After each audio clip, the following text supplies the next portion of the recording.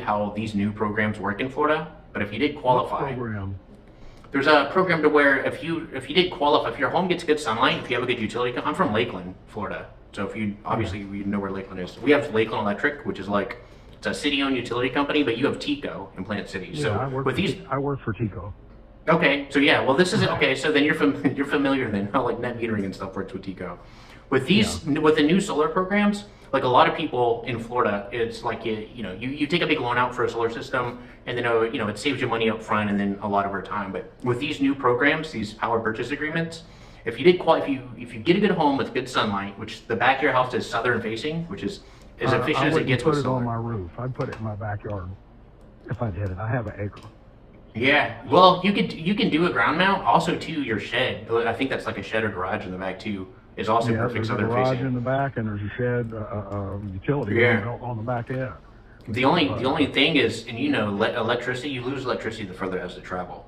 Would be the thing. But I'm kind of getting a little bit ahead of myself here. I'm not trying to sell you a system now. The only reason I was reaching out to you is just because you would be a great potential candidate for it. And how these programs work, the company pays, they get credits for the government, so they get like a 30% from the government to pay to set up and install a system or make home improvements. So if you need like a variable speed pool pump or a water heater to make the home more efficient, you don't pay anything down if you qualify.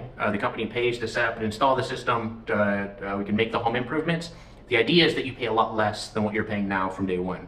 Like I just had a customer I got set up in Brandon. They had a $250 bill. We eliminated it. With solar, the company takes all the liability. They set up and install it, and then the payments for the system were $120 a month.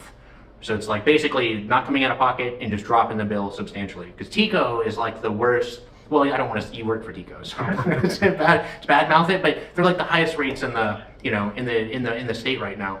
And I'm not trying to The last time I checked, we weren't. But anyway.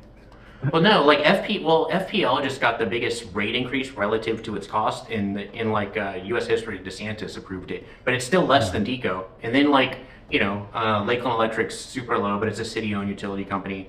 But again, like you just like let's say your neighbor to the right, there's so much trees it wouldn't even be a viable option. But the idea is that it saves you a substantial amount of money, especially in the long run, and you're not taking a liability of a loan or anything. The company will cover it. But if you did have some availability, I would love to put together some numbers. Our main goal, we really want to educate people on how this stuff actually works.